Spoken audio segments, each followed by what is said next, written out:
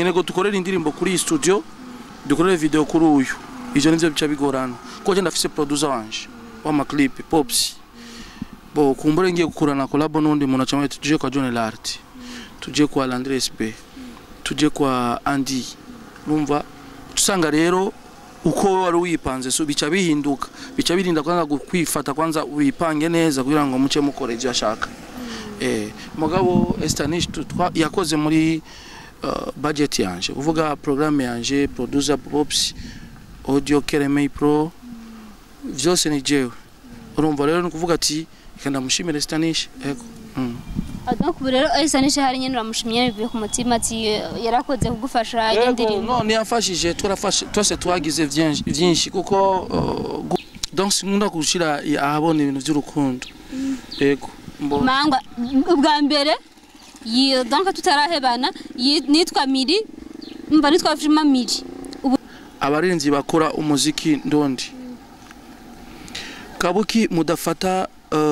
gupromotinga umuziki wacu mukawuduza apa rapport yo kushaka mwebwe kuduza TV zanyu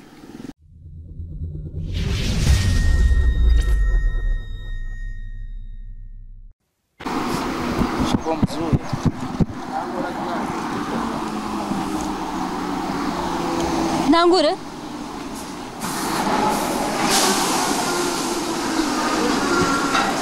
Nduru nyinshi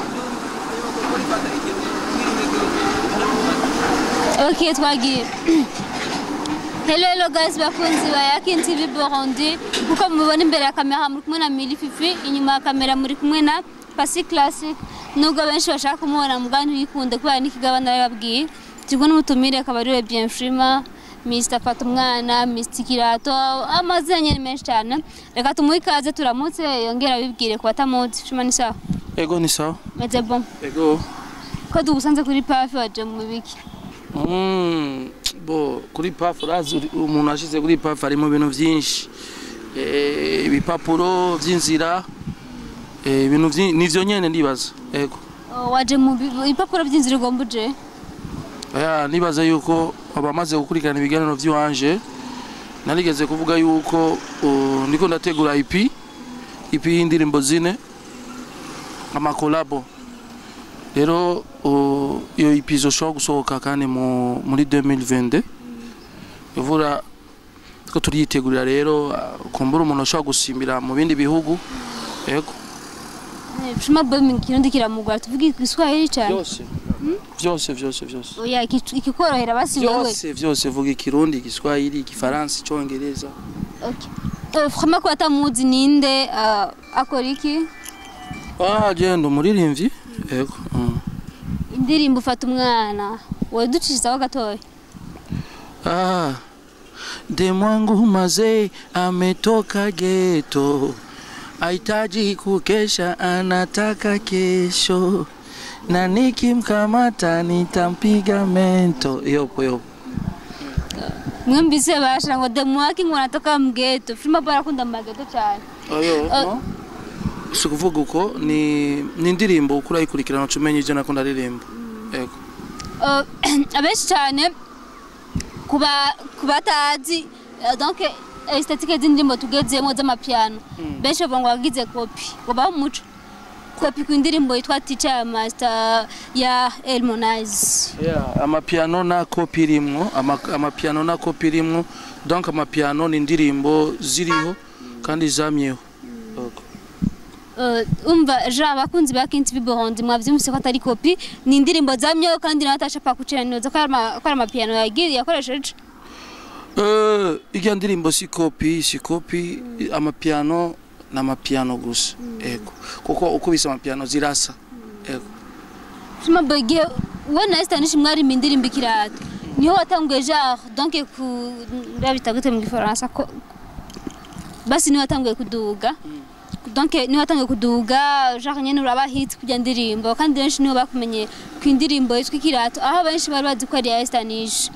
kile geja nkawe wiyakiriye gute ko indirimbo nk'ijya vraiment yarakunzwe no ku indirimbo kuduga aro kuduga ku ndirimbo no kumenyekana ku muririmbyi Freema Boy benshi bari banzi mugabo kuba indirimbo yaraduze ikirato ni indirimbo iba ari good vibe ku muntu wese ego abantu bose barayakiriye neza abaririmbyi benshi barakora indirimbo kugira ngo uronke hit song bo biraza sivyo kurinda kugira hit song iraza ukumva gusa indirimbo yabaye hit reka nshimira abantu bayakiriye neza indirimbo ikirato benshi barayikunze ni bien none Freema Boy kubera atakunda kuririmba indirimbo z'ubuzima misi se amari indirimbo z'urukundo inama ya mapenzi urukundo niko turimwo ndibaza yuko si jewe cyangende bose urukundo niko rwatumye batuvyara urukundo niko rwatumye burya ko Imana yadukunze yaciye kuvyara Imana yaremye Adamu na Eva yari ifise impamvu yuko tuzogwira kandi ari amajambo ari mubiri yavuga ati nimugwire nk'umusenyi urumva rero turacagwira byose byavuye mu rukundo ko umukobwa urafise n'ugukunda kiri umuntu wese afise nukuvuga ati bo sindakwanga kuko sije nakuremye mugabo ari ugukundaga gufira ego Freema Boy yavuze ngo urukundo niko turimwe Freema Boy bimaze gushuka tegura karabone umuririmbyi akayikuma kubera donc atamoye insuffisant donc uburyo bwa bukwiye kubera nyene jata amafaranga ufise nyene aboneka kugira nyene iyo donc yo koraba iguheretse ku izina ryanje vraiment aho ngeze collabo si ku baririmbyi tu bari mu gihugu ndibaza sikira umuntu wese yoshora kunyima collabo bo sikunyima kumbura yosha kumbwira ati nyene go dukorera indirimbo kuri studio dukorera video kuri uyu ivyo nivyo bica bigorana ko je ndafise producer wanje wa ma clip pops bo kumbure ngiye gukurana collabo n'undi muntu acamwe tuje kwa John Lart tuje kwa Landres B tuje kwa Andy numva tusanga rero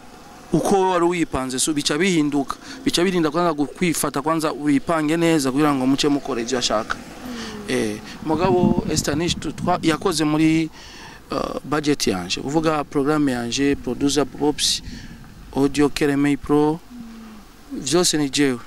urumva rero nukuvuga ati kanda mushimire Estanish ego donc rero Estanish hari nyene uramushimye bivuye ku mutima ati yarakoze kugufasha indirimbo no ni yafashije turafashe twese twagize vyinshi kuko ari ikintu kitwa gufasha umuntu ni yamfashije twese twakoze ibintu bya bien ego kuvuga ati gufasha umuntu kuko uravye ivyo je nakoze mu media clip ni vyinshi kuvuga ngo yamfashije no twakoze ikintu abantu baca bagikunda bo donc ico nico kintu abantu bataramenya ugize collabo n'umuntu so kuvuga ngo ushaka kujya gufasha najewe ndafise abantu banje baci bakunda Estanish na Estanish yamaye abantu biwe baca bakunda Freema Boy nico kitwa collabo ego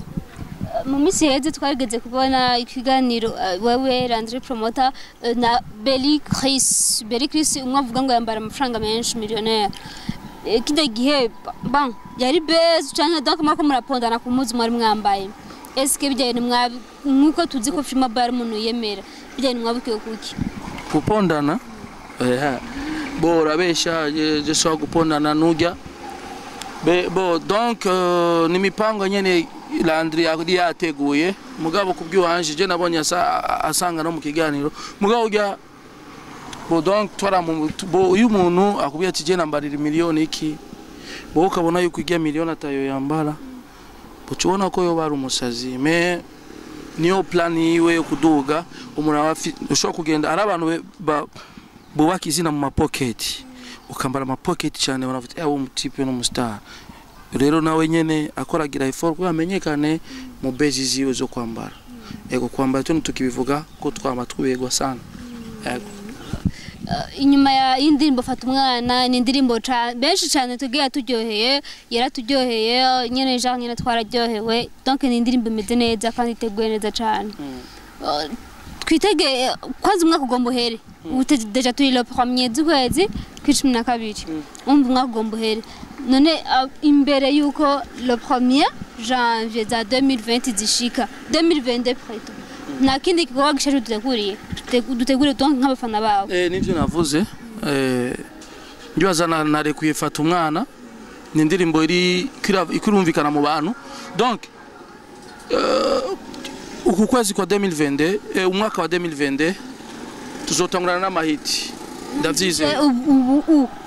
donc turashika la promis no oya fata umwana nizo kugarana kabisa tongere tuyugurure nayo nukuvuga ndekuye noshaka kurekura EP y'indirimbo zine ya makolabo benshi babonye amakolabo yabigeme gusa nakoranye na Olga Estanishe n'umuhungu Black G ngo bagiye kuronka yandi makolabo vuba n'abandi babahungu rero ego ndibaze yuko izoba iyo EP wanje izobe imeze bien nzore kuri indirimbo zine mu kwezi kumwe nukuvuga izo ndirimbo ndazi yuko bazozishima ego abenshi ku bantu bazi indirimbo ya Doucement kwa fans bakunda gukurikirana indirimbo Doucement benshi bavuga ko donc ni indirimbo yakoze kabiri ijya mbere yakoze uri umwe ijya kabiri cyo kubona uhaye featuring Olga muca murayikorana none genre basigurira gute bamwe bavuga ni copy abandi bavuga ngo ijya kabiri ngo ngirabishe abandi bakavuga kwa ngo bamucuma mu bugeni wabikoze gusubira mu indirimbo imwe inshuro zibiri bora ikintu kitwa mu Giswahili bavuga laza urazi ikintu kimwe indirimbo iya ndirimbo Doucement ya mbere ni nziza ni ya kabiri yose ni nziza kweri iki nayirinze je nyene nshavuga ati shaka ndaba abafanzi banje ko ijya ndirimbo ya mbere bayizi umva benshi nasanze bayizi kuko igihe dusohora ijya remix Jena Olga benshi bavuga Doucement remix umva benshi kumecha mbona kumbe rero baradukurikirana cyane ya mutima inseko yawe ituma nisanga muri paradis Doucement yeah Doucement kumutima wanje kumutima jasha jewe n'umuntu w'umukizwa cyane ibintu by'urukundo donc sinkunda gushira ahabona ibintu by'urukundo yego mangwa ubwa mbere donc tutarahebana nitwa Miri mba nitwa Freema Miri ubu naho uwo bakunda nyitwa Goreti aca mwita Freema Goreti umviriza so abana abafanzi bakora kurikana iki kiganiro reka kubesha nitubeshe reka kubesha please ariko arababesha abasha bo je nanizi ko abarimvyi nibo bagira amabezi n'umujunatsi yakuragira bezi we sivyo vraiment mangwa turafise umwana yitwa Irakoze bien Freema uyitwa se yitwa Freema Boy nire ndahire kuri sha bo tubandanye korambeshera Freema Boy yanse kuvuga umuntu bari kwa mu rukundo mugaje ndamuzi kwera umva ko ari mbanda yanje Freema Boy ni yahe ingeso umwana wawe udashaka zogira umwe twavyaranye mwe bien Freema nyene nazabe umusuma nazabeshe nazasambane nica ego ntazabe musuma nazabeshe nazasambane nica muri ivyo bintu byose nta nakimwe gukora muri ivyo byose muri ivyo byose jewe vraiment sina nakimwe nkora kandi rero nici imana inkundira Yesu ndumusambanyi sundumusuma simbesha mugari gene rogeze gukora uvuga ko dashaka ko umwana wawe atazo umusambanyi kuko nawe urasambana cyane iyo interview irayibuka gusambana bibaho bone yamwe gusa abantu babyakira ukundi gusambana bibaho mugabo rero jewe ivyo wonyisi ndabijamwe je n'umuntu nkunda kandi rero bijamwe rimwe basi gute bijamwe rimwe si rimwe bibaho sishaka yuko n'abana cyangwa ugwaruka uko twabyabayeho oh my god reka kubesha abantu so mbona kubwire jewe ndumuririmbyi mugabo izigangeso nazo ndimwo sinifuza kubona umwana wanje agira erere nkazijya ubuzima burahinduka après la souffrance la vie continue rero nyuma y'umubabaro ubuzima burabandanya no kuvuga rero sinkene ko ugwaruka ruzoca mu byo tutaciyemo twebwe canke kubesha ni cyaha ibintu nk'ivyo yego burya wowe urasenga kwanza wewe yego urumu je narabatijwe muri église yitwa église terrible iri mu Ijabe kwa me pastor Metusela tunda tukamubaza yo tubwiza ukuri ko yakubatije vire mutabesha nyose yengero yiwanje yarakubatije cyane kandi afise n'amapica nabatijwe tujane anyime ambwireze ko yakubatije yego tugende yego basha nshinda muzana mukindi kiganiro nyambara umupasiteri nyambara umudiyakoni sinje dono pastor metusela niyo mbatije pastor metusela niyo yakubatije je nzonda kumwibariza ahubwo dusata nakuzi pero yo problem wavuze nta mwana ufise kandi je tumufitaniye byo tuvyihoze tuko tuvuga kubera ari byo yavyemeye tuvuga n'ibindi please ama jewe naje ndafise ibibazo byo kubabaza mwebwe ngenda ndacakubaza je ko mubaze mutane Freema Boy mwavyumvise abantu baramutse ko tafise umwana aramufise hama nico ikibazo wari ukunda kubaza mugana kubajije by'umuziki ndundi ubibona gute okay yishure je naje umanda babaze mwebwe banda wishe kuco kibazo wowe nyine wavuze kuri gusa mo twovuga no muziki wacu umaze kuba bien ubu abarimvyi bose bari update bagomba bakora neza ahubwo ngomba mbwira abandi abarimvyi baryamye bavyuke dukora umuziki yego okay mbaza itushaka trose ndakwishura amatwe donc tuweza emisho yacu ndakubaze gatoyi yego mwebwe aba journaliste sivyo mu Burundi dufise ama televiziyo menshi cyane TV online ushaka kumbwira urutonde zazo bazose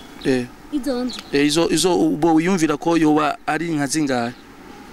mba mvuga itigiri cyane ndazivuga ku mazina vuga itigiri gusa bon ari nkenya ndibaza ko ari ijana donc muri izo televiziyo ijana abarinzi bakora umuziki ndondi kabuki mudafata gupromotinga umuziki wacu mukawuduza apa rapport yo kushaka mwebwe kuduza TV zanyu bon jena muziki genre nkorora kuko ndagufana urabizi bana kubwira uno musi benshi bavuga ati Big Fizo canke ba Lolilo bande basoye indirimbo niko nakubiraga ni nyigisho indirimbo z'abarundi ni nziza umuririmbyi asoye indirimbo imwe ugasanga indirimbo nishikana na 1 million mu Burundi twitwa dufise ama TV online menshi cyane ugasanga rero ama TV online mu mwivugira ivy'iwanyu umuririmbyi asoye indirimbo mugaziponda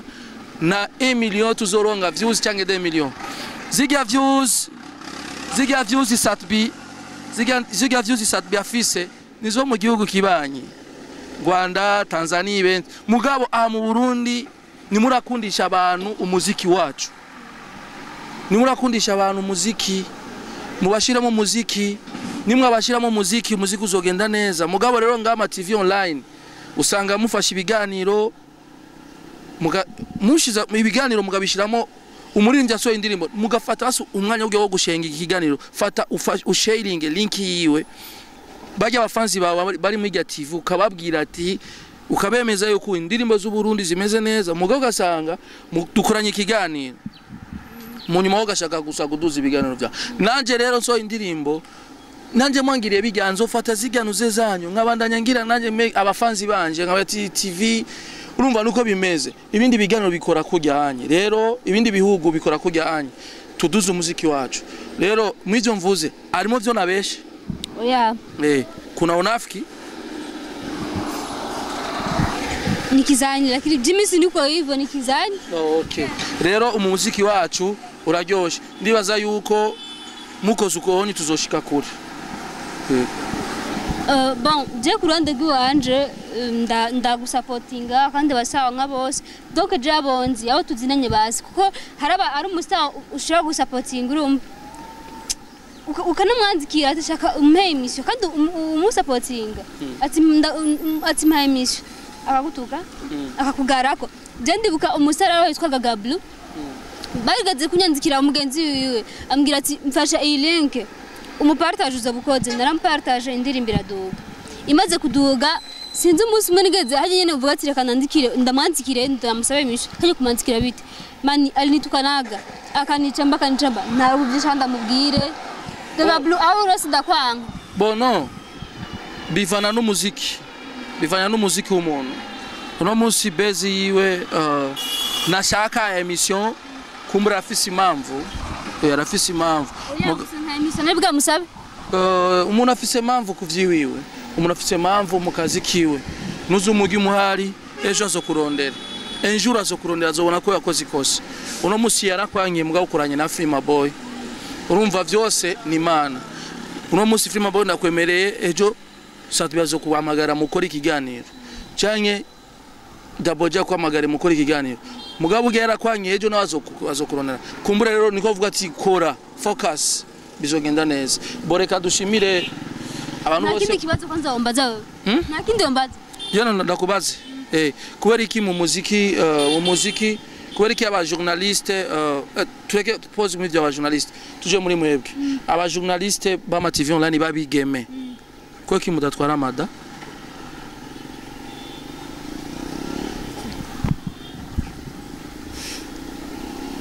ushaka kubaho turi ngumba canke sinaho bona ko ndabaza gusa kubera kidatwara mada niko yatazidutera wow inyosha yayibahaye rero kumure muzoronga bazibatera none hayine sawa okay reka nshimire kwa mwadukirikiranye twari kumwe na Bien Freema kubatamuzija kuri WhatsApp Facebook yiwe yitwa Freema Boy page Facebook yitwa Freema Boy YouTube ni Freema Boy nyene je pense yitwa Freema Boy Instagram Twitter hose unikanya nazibe gikanda ari umugabo wanje yaho zari umugabo wa Mwex ndeka ndabashimire mu mwadukirikiranye mwaduteze amatwi Jacques nyene mweze genda bakunda cyane murabizi kutara kwa subscribe na ikora Freema Boy sezera bakunze kwa dukurikirana TV Yakin TV okay Yakin TV ni TV ya bien ni TV gumikora neza ba journaliste beza umwigeme wa bien cameraman wa Madrid wankunze mga bono kuvuga gira subscribe kuri TV uzobona ibigano biri update bigano vya bien muri umu journaliste afise vyinshi kandi abaririmbyi mu ibiganiro cyane kugira ngo nawe afise vyinshi azobabaza Imana ibezagira mwakoze ciao ciao